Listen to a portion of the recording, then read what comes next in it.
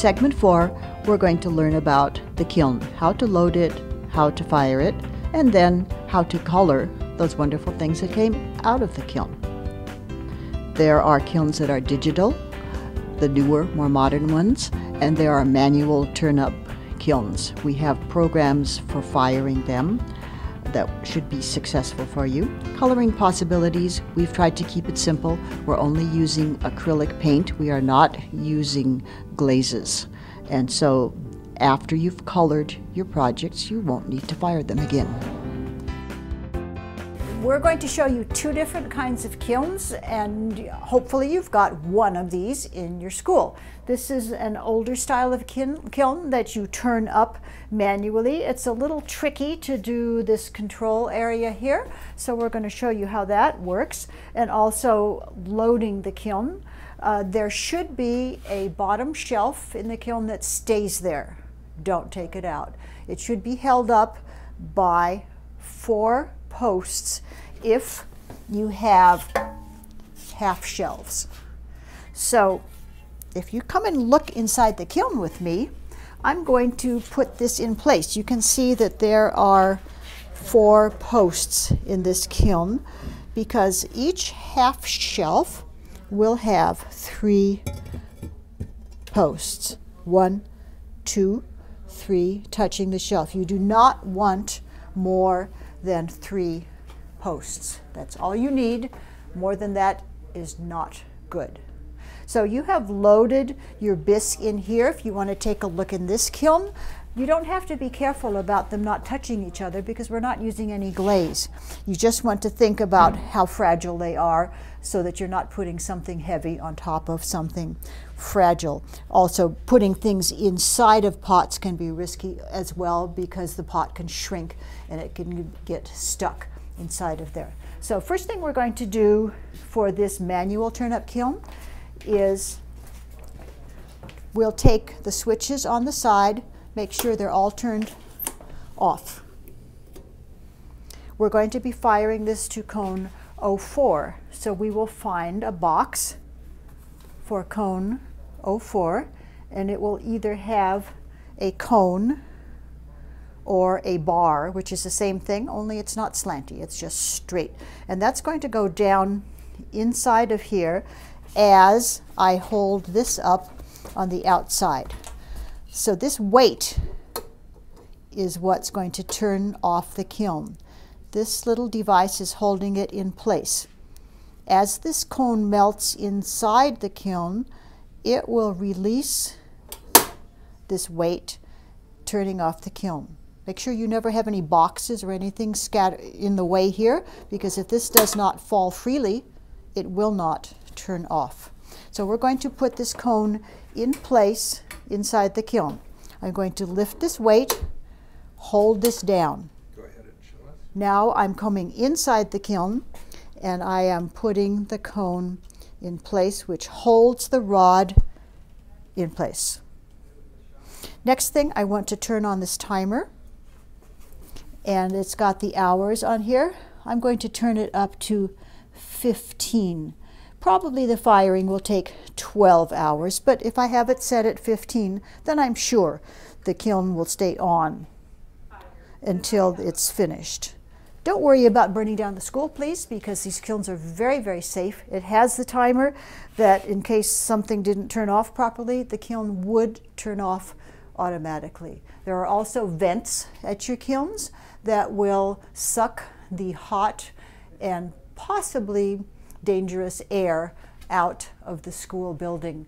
So when you're ready to turn on this kiln, you'll probably have several switches to turn on in your kiln room. One would be this vent. Another would be the actual kiln itself, which is a very large switch. And you might have one more switch that pulls air from the bottom of the kiln and out. This does not have one of those. Some of the schools do. So you'd have to turn all of those switches on. And let's say that we've loaded this. We're going to shut this.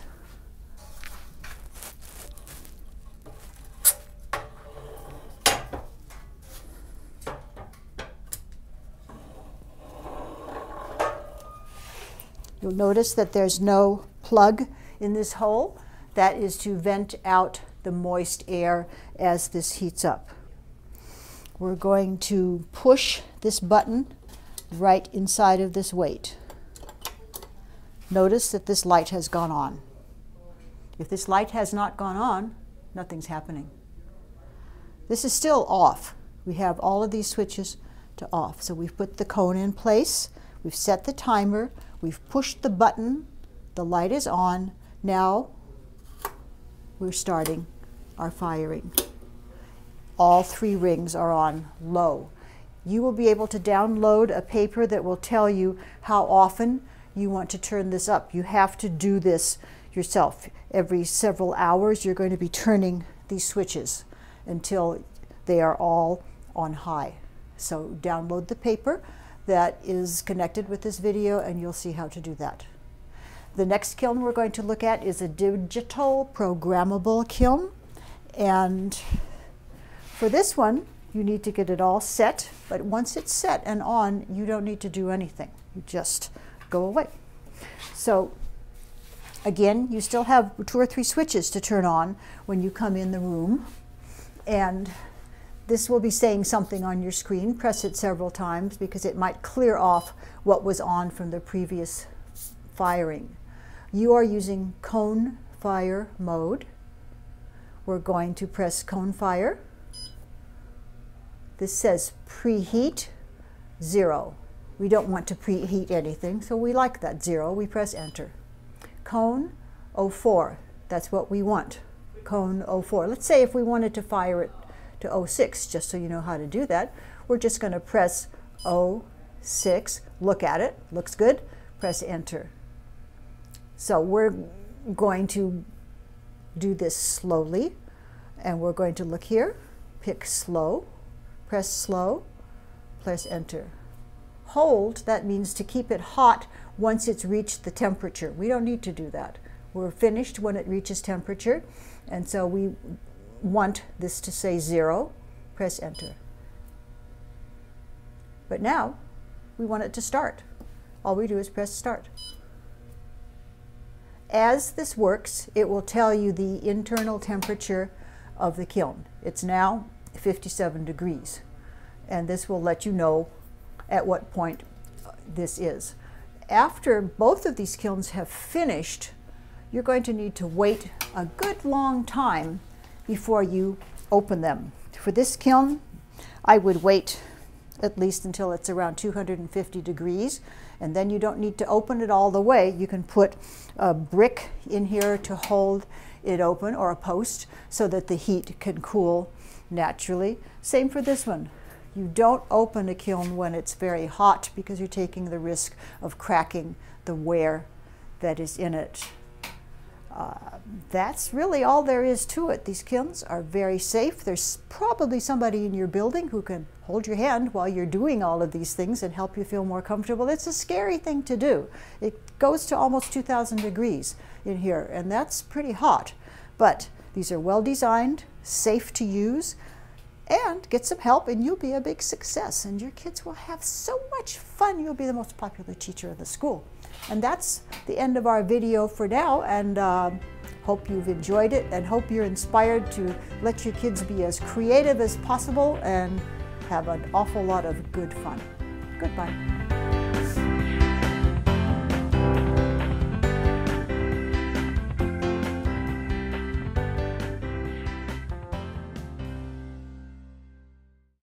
We have fired our projects in the kiln to cone 04.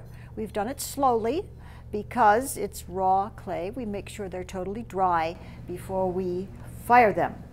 And now they're pretty strong. Whoop! Pretty strong.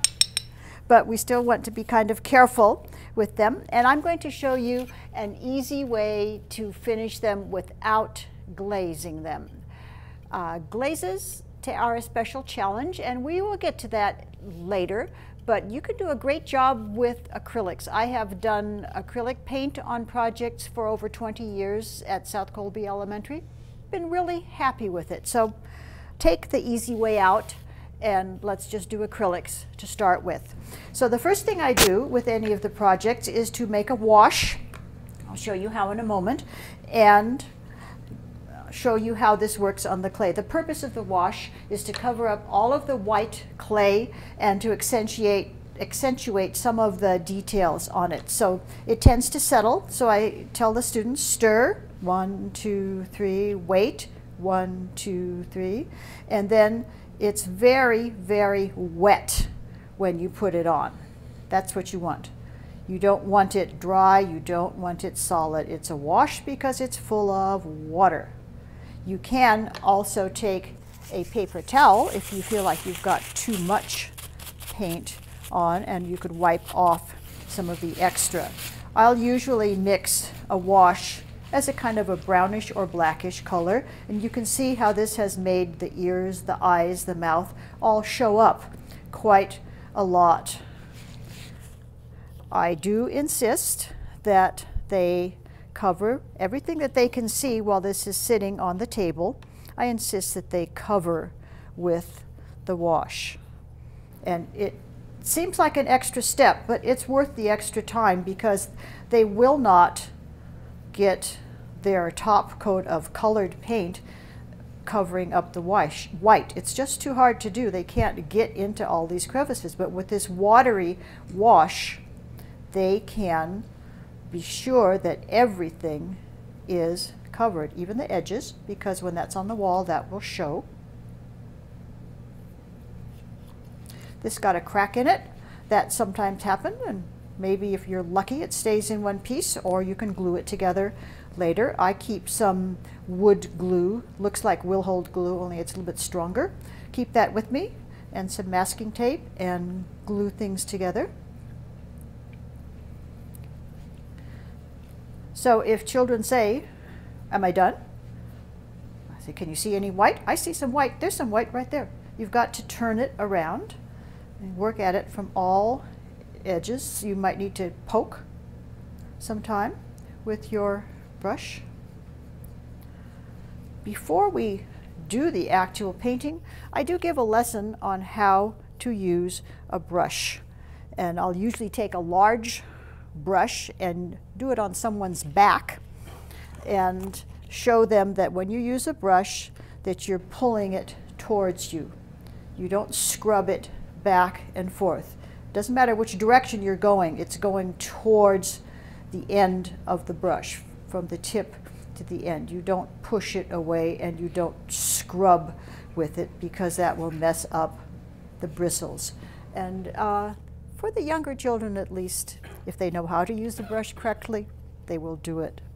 So the first step then is to cover the entire surface with the wash. The second step, okay, so now we are using acrylic paints, and I save a lot of these Yoplait yogurt containers because they're very stable on the bottom. I put very little paint in them, maybe 1/2 inch, 3/4 at the most, and I keep the brush in there. I don't take them out and don't wash them. When we use this acrylic paint, it does not wash out of clothing. It especially does not wash out of the rug. I'm usually working on a rug. And so, having had several unpleasant experiences of decorating rugs, I finally found a way that works really, really well. And it is this. They stay in their seats. They don't get up. They absolutely don't talk.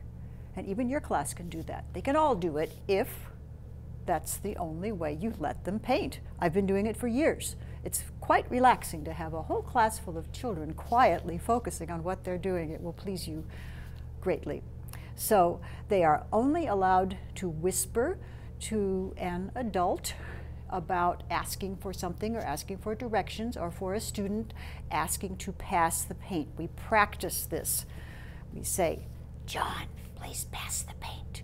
And we show how you pass it around the edge of the table from person to person. You try not to reach over. Reaching over containers very easily knocks them over. These are very lightweight containers, and they fall over.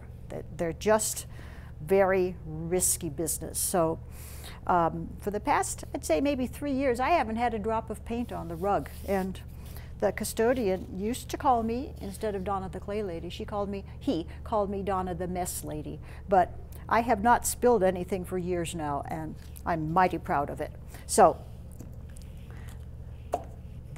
we have lots of different colors, choices, and the brushes are fairly small, about this big. If you want something that's really nice and smaller than that, you're probably going to need to buy it yourself, because I have not found them available in the school supplies. I went to Walmart the other day just to check, and they had some very nice brushes. They were approximately $5 a package. The Sable Camel was much too soft. Don't get that. Sable Camel, too soft. But the nylon and the Taclon brushes both are very adequate for this type of painting. The wash brushes are larger, and they're easy to find at the school supplies. You have a lot of these around your school. You also don't want brushes with very, very long handles, because that's asking for knocking things over. So I'm going to show you, if you're going to be using a wash, depends on what you're painting, what color you're going to use. If I were painting this bird, I would want to have quite a few different colors available in a wash. Excuse me a sec. If you go to the dollar store, you can find all of these nice little containers. You get 10 of them for $1. And so I would mix quite a few colorful washes for this bird. I wouldn't put black or brown on him. But for most of your general purpose staining, a brownish color with just a little tiny bit of black works well. You don't need much color. This is a little bit too bright by itself, so you just need a tiny, tiny bit of black to add to it.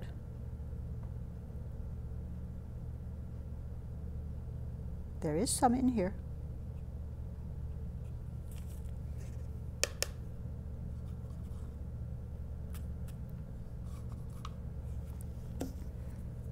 We'll mix these together. That's just to tone down the color a little bit.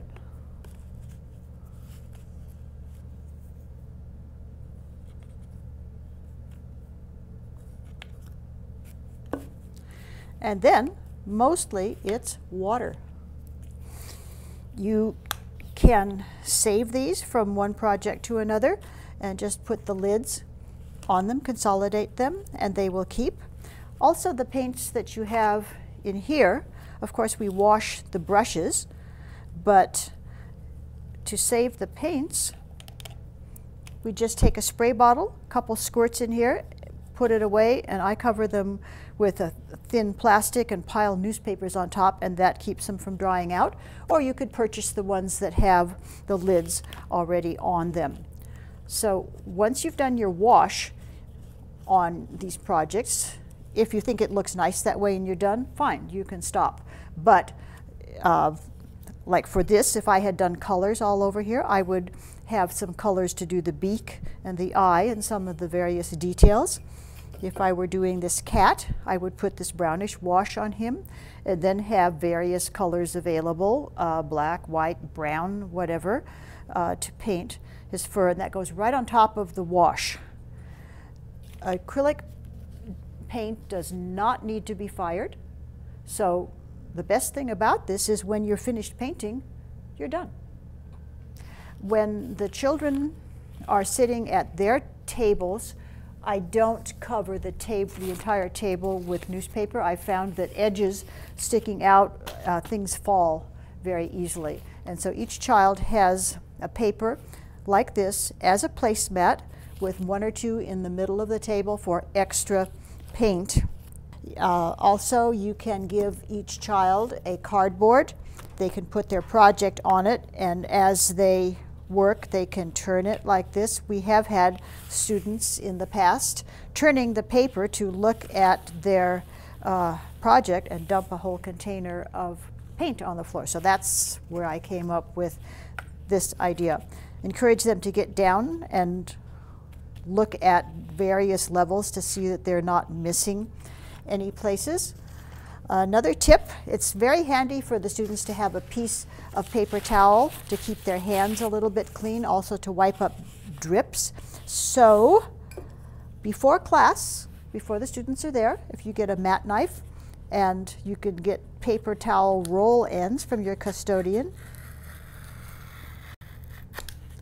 it's a whole lot quicker and quieter to create a lot of similar sized pieces of paper towels for your students. That's probably the best tip you'll get from me. Okay, now that we've talked about how to handle these paints and organize your tables, when we've finished the wash, it just takes about half a minute to dry. Then we're going to start using the solid colors and paint on top of this washed dinosaur here. And I don't worry about them being too realistic unless it's a specific project that calls for realism, like some of the social studies where they're studying animals. Then we really do work at doing the actual colors of these animals. As you can see, I'm not worrying about that right now because I'm painting him purple. Again, I'm pulling the brush towards me, and I talk about stirring it, and I start in the middle because just in case it's going to run, I want to make sure I've got my paint under control. And then I do the more risky areas. Okay, I've finished painting my dinosaur purple. I've checked to see that I haven't missed any spots. Now I'm working on the grass down here. So I could take my brush and swoosh it up like this to make it look kind of grassy. And then I'm going to add a little bit of blue in the sky and call it good.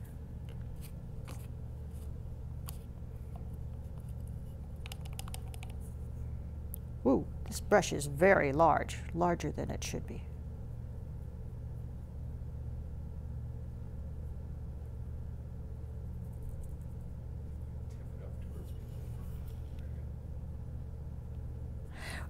When places are a little bit difficult, we teach the children to set the brush down and just wiggle it a little bit. They can get the paint into some of those hard to reach spots.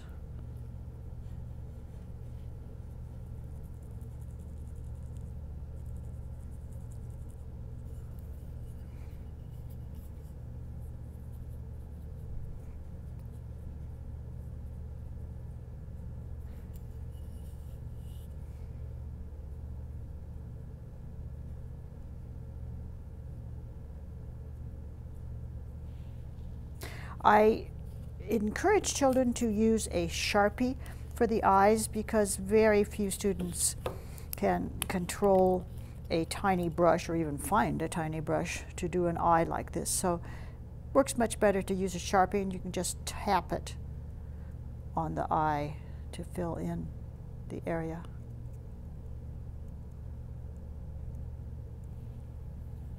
And I'm going to call him done.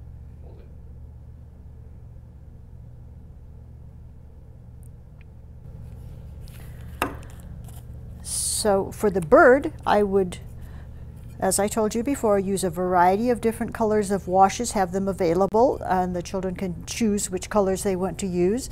And then for the thicker paints, have some color for the beak, and maybe for the eye, and maybe the middle of the eye could be done again with a Sharpie.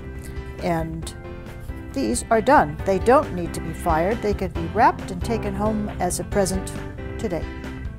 All done.